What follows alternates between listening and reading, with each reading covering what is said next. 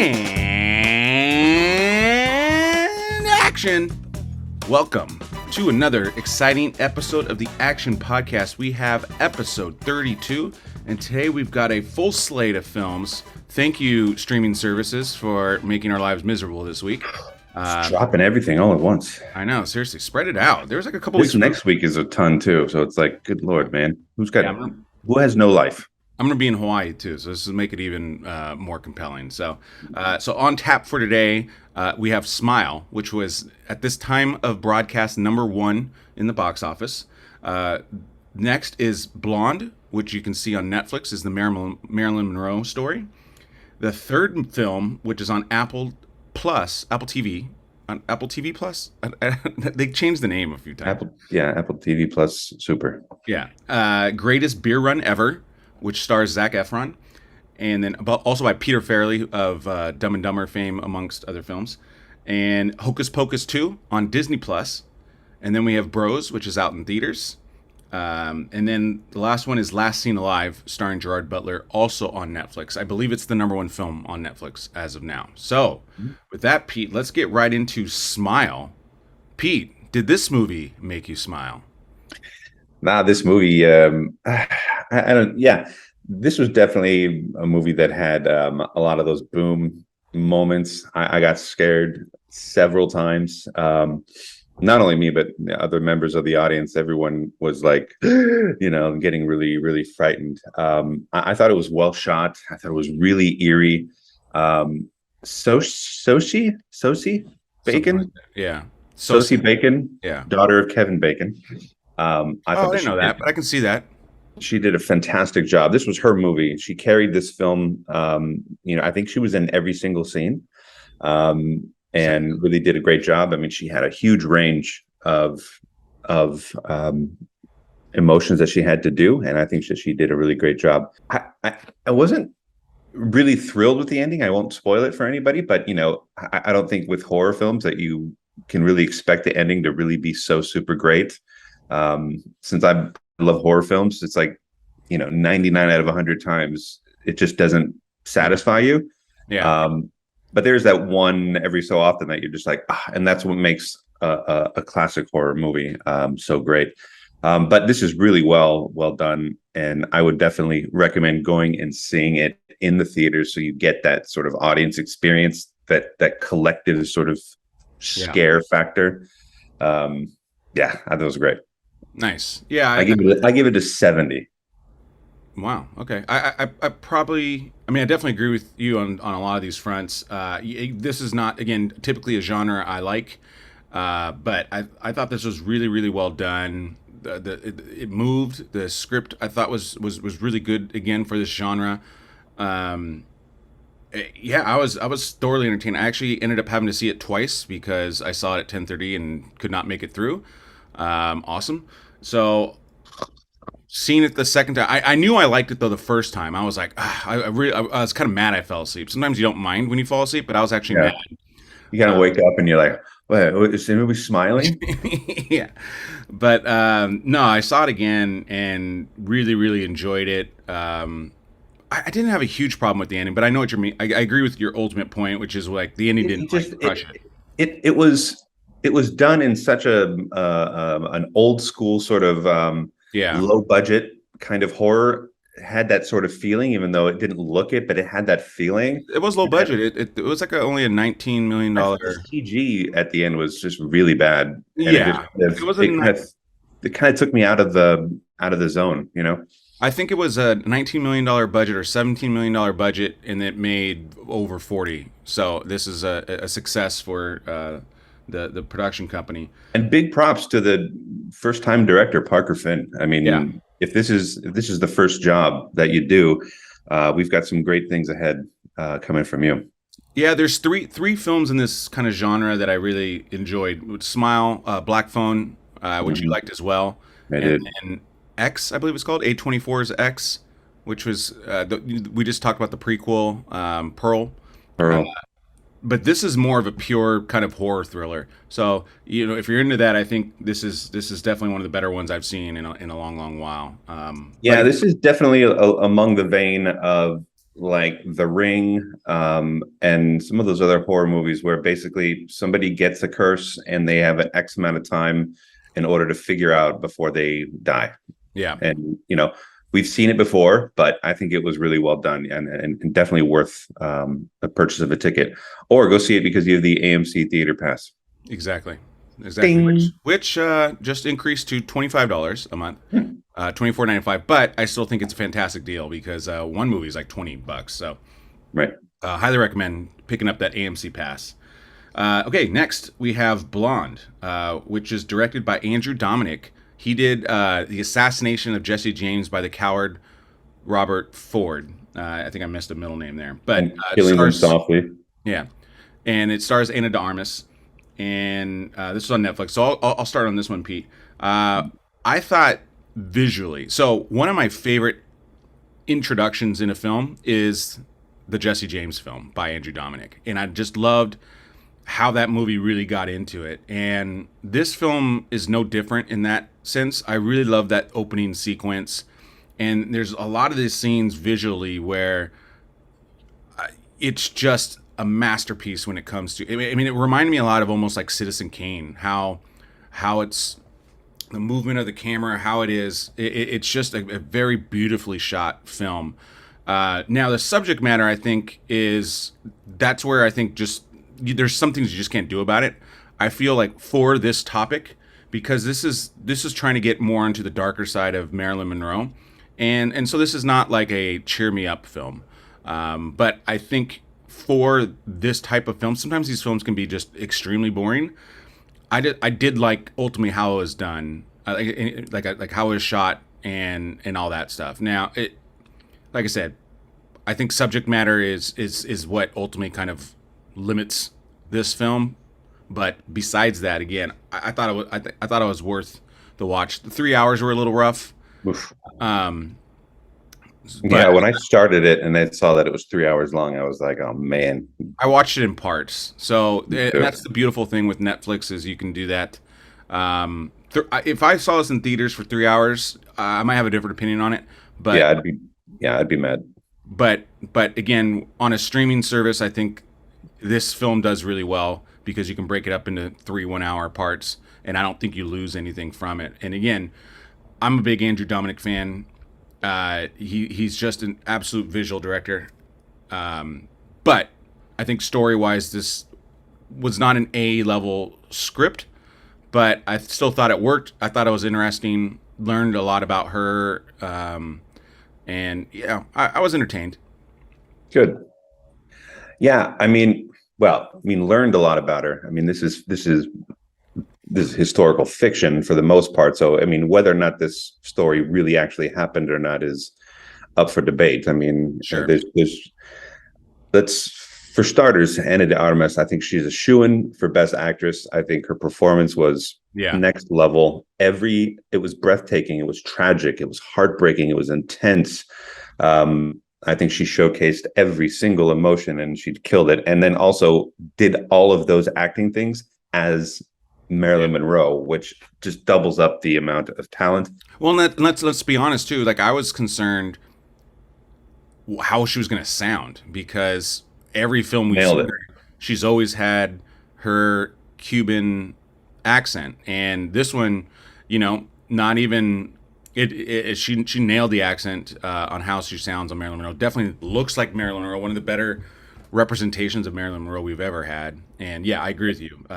She might be She's the a Oscar shoo-in. favorite. Yeah, I think that there were moments that were incredibly powerful, positively and negatively. Like there's some really rough scenes to watch. You're put into certain situations or experiencing as an audience member situations that are not fun to be involved with. It's beautifully shot. It's a little too artsy at times. It does flow pretty well considering it's 3 hours long, but I think they could have trimmed a little bit of the fat on it. It's a good one-time watch, maybe in pieces like we did, but I think at the end of the day, I think that it just did it need to go into certain areas is the big question. Like, did it need to show a lot of that stuff in Yeah. order to get their point across? I think they could have really achieved a lot more by suggestion or stuff like that. I will say I don't understand why this was rated NC-17. I mean, I definitely thought this was there, like you're saying, some difficult and even disturbing scenes, but this is by far a rated R film, not a. I don't even understand what on this Yeah, film. I mean, Nothing was the explicit or sexual graphic, situations were not extreme. I mean, there was a lot of boobs. but there's a lot of boobs in a lot of films. I mean, that's Exactly. I don't know. I'm not really quite sure why yeah, either. I think that rating could possibly have hurt this film a little bit. I know it was released last week in theaters, but limited. I'm not really sure how it did, but yeah, I don't know. It didn't really make sense why. I mean, after watching it, if yeah, it's just based on subject matter, I mean, then there's so many movies yeah, that deal with the same thing. A lot of them actually true stories that don't get an NC-17 rating. So I'm not Put really it sure this why. way, the movie X, that I think was way more graphic and Oh, had a lot of similar. that was borderline hardcore at Yeah, times, yeah, and that got it rated R. yeah. So I didn't really understand why I got that. Okay, let's move on because we got a lot to do. Yeah. Greatest beer run ever on Apple Plus, Right. starring This, Zac Efron. yeah, for me, this is one of the better movies I've seen this year. This goes into my not yet determined top five. I really, really enjoyed this film. It's a silly premise, which I think was the point. Well, it's a true You know, story. yes, I know. Yeah, But the premise of this movie is kind of silly. A right. guy who wants to take beer to Vietnam to give to his friends who are in a war. I mean, that's a silly premise, but Yeah, I think they do that. I think it engages the audience right away when it starts, and you get to kind of see the struggles of both sides of the. You get the protests versus the people who are supporting the people in the Vietnam War, and it sort of shows this really great transformation of Zac Efron's character, who is just a loser, doesn't do anything, but he's got a good heart. And he goes and goes to Vietnam, and the way he does it is funny. They think he's a CIA agent, even though he doesn't really admit it. yeah. But then he just gets taken to all these different places and it's really, really a heartwarming story. And I recommend it highly. I think it was one of the best I've seen this year so far. Yeah, for sure. I mean, it appears it was shot in the same. I mean, it looks like Apocalypse Now and Platoon. You know what I mean? So I want to say it's shot in the Philippines, just like it was. But again, what makes this movie work is the fact that it's based off a true story. And I remember hearing about it and was super excited to see this film. And Pete even pubbed it up for me before I saw it. And sometimes movies like that, it's tough to live up to the hype. But I agree. I think this does. And I do think this should be in the Oscar running. Again, just it's an incredible story, and these are the again type of stories that need to be told. And like Pete said, kind of tells both sides of a story, and makes you think and makes you look at both perspectives, because this one is there's not a one side is right and one side is wrong. It's a very layered discussion, and there's positives on both sides. But again, obviously in hindsight, we know how much the government was controlling trying to control the narrative on the Yeah. war. And so this delves into that as well, and gives a good job of both sides. So I really enjoyed that aspect of it as well. It wasn't like a super political Yeah. film. Sorry. No, it just wasn't a super political film. It wasn't just like this No. anti-war film or this pro-war film. This one stayed And in the it's middle and gave you both sides, and I like that. and it's all Zac Efron. I mean, Russell Crowe's Right. in it, Bill Murray's in it, two huge names, but their characters aren't. I mean, Bill Murray's character isn't really doesn't really jump off the screen. Yeah, but he's great though. He's great. He was fine. Russell Crowe's character was fine, but this is all Zac Efron. So. Absolutely, his best role ever, easily. Easily. Besides Baywatch. Besides Baywatch. Okay. Up next, we have Hocus Pocus 2. I know Pete's been looking forward to this one. Just kidding, he didn't see it. But, yeah, so obviously we reviewed Hocus Pocus last week, and, you know, I was not the hugest fan of the first one, so the second one was not looking forward to it. But I feel like they listened to our podcast and almost heard every single kind of suggestion I had. And the second one is actually better than the first one. I think they nailed the tonality of the film a little bit better. I thought, you know, I mentioned in the other podcast, and you can, if you haven't seen my original Hocus Pocus podcast, you can check that out. But they nailed the area where they need to act on. So Bette Midler and Kathy Najimy, and even the other actor that played Billy Butcherson, but they brought all their characters down just a notch, and it was right in the right area. And like I said, every little thing over the top. Well, the overtop in the original, and this one, right. I thought they were right at the right. They brought it down a little. They brought it down and let the script be funny. And I actually laughed a couple times in this film. Again, this is not my type of film typically, but I thought this was really well done. And the people that I know also like this one better than the first one. And so, if you're a big fan of the first one, I think you'll really like the second one. Better story, I even think. I almost wish this was the original, because this, you know, might have been able to tell a better story. But again, good job on the entire crew and writers and directors of really taking that kind of cult classic property that is a little rough and taking it to another level, making just a pure better production. And so I recommend it if you've seen the first one. And if you're into kind of that family movie, if your kids haven't seen it yet, I know everyone that has kids loves this film, so I would recommend it for those with kids and a family. So with that, we move on to our next one, which is Bros, which is out in theaters now, directed by Nicholas Stoller, who did Forgetting Sarah Marshall and Neighbors. Right. And so, Pete, I'll let you start on this one. Yeah, Bros. This was, when I first saw the trailer, became one of the ones that I was looking forward to the most this year. The trailer was hilarious. You know, I think the subject matter people have a problem with for whatever reason, but this is a love story. This is a guy meets guy movie, and it's the journey that they have, and ultimately, do they fall in love? Do they not fall in love? Do they get together or not?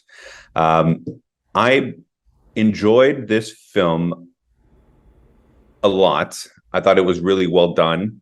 I thought the story was great. I thought the pacing was great.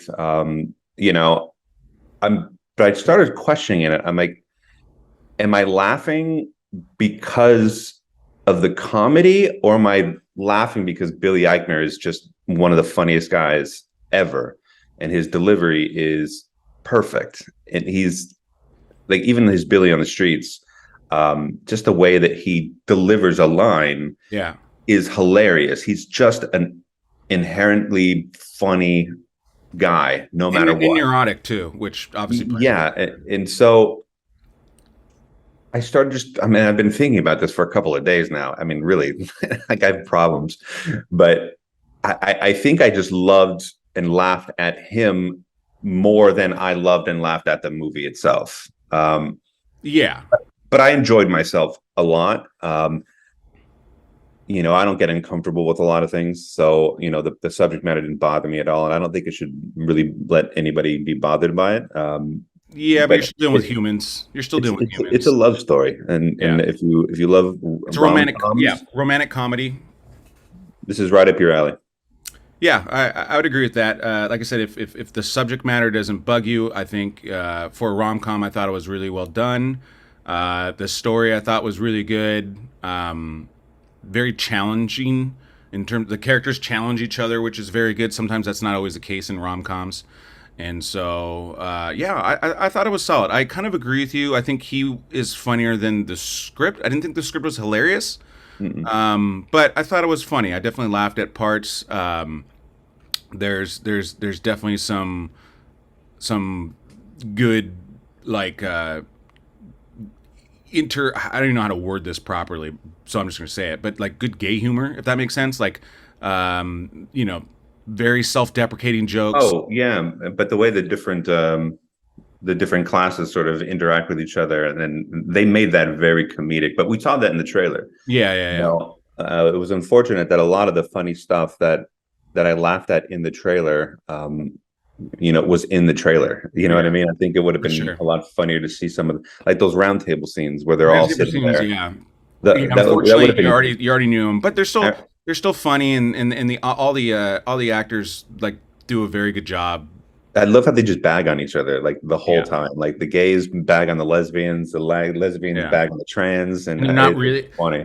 and that's kind of the whole part of the point of the movie is everyone thinks it's just like one, it's just one side, but in between all that, they like none of them are actually really on the same side, Right. and so they're just like you said, bickering and all that, like a family, and yeah, those interactions were really good, and yeah, overall, I think it was solid. I did not laugh at this as much as like Neighbors, but I think Neighbors is more my type of humor because that's Seth Rogen, that's raunchy kind of humor, Yeah. and so that's more my style. But I thought this was really well done, so I do recommend seeing it again if you can, if the subject matter is okay.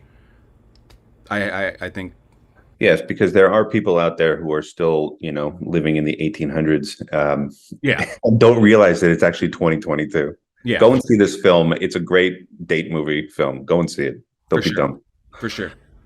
Awesome. And then the last film we have is Last Seen Alive, which is on Netflix, starring Gerard Butler. And this is kind of one of those nice, simple thrillers. Very kind of one concept. In a football analogy, it's a one-step cut. And I thought it was pretty entertaining. I mean, I'm a big Gerard Butler fan. I feel like everything he kind of does is on brand and works.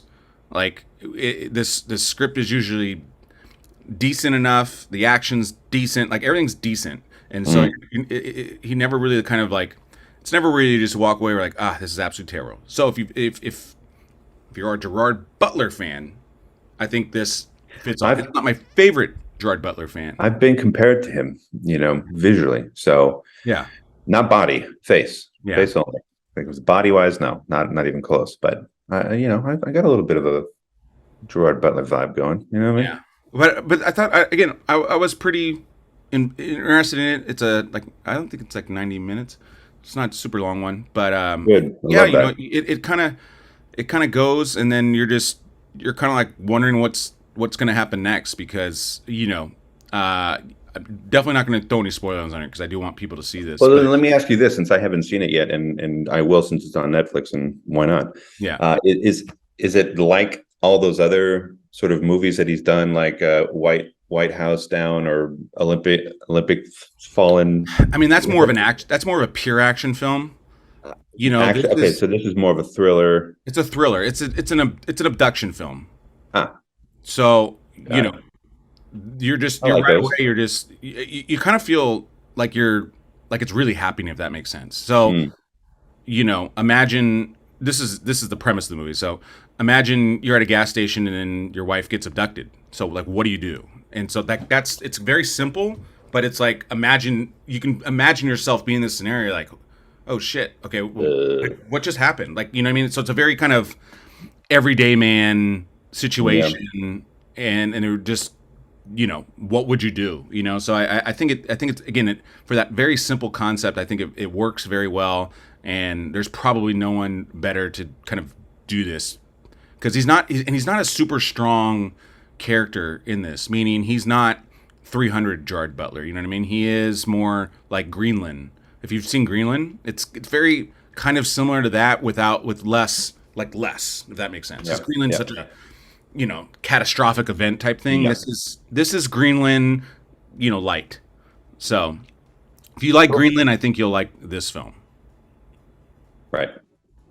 Good. So yeah, so that wraps us up for today, Pete. Thanks for being able to get on this, Well, and man. our next episode coming out is going to be The Goonies, which will be out on Friday. And then after that, we've got Star Wars coming up, as well as the original Halloween.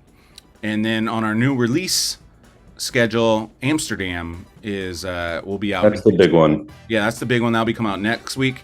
There's a sneaky film. There's a sneaky film that you can see on Netflix. I think it comes out today, on Wednesday, October 5th. It's called Mr. Harrington's Phone. It's with Donald Sutherland, and this boy and he have like this friendship. Yeah. And Donald Sutherland like gives him the phone, and he dies, but then he can communicate with him with this cell phone. All right. That's all I know about it. That's all I know. But it sounds. We'll try and squeeze that in, as well as Dead for Dollar. But guys, we're only going to promise you Amsterdam for next week. Right. We'll see. Like I said, I have a football tournament in Hawaii, so I cannot promise that I'll be watching movies while I'm in Hawaii, guys. Sorry, right. I got rules. So if you're listening to us on Apple, Spotify, Google, please subscribe. And we can also, if you're watching us on YouTube, make sure you like and comment and also subscribe. And with that, Pete, that is a cut. Thanks, guys.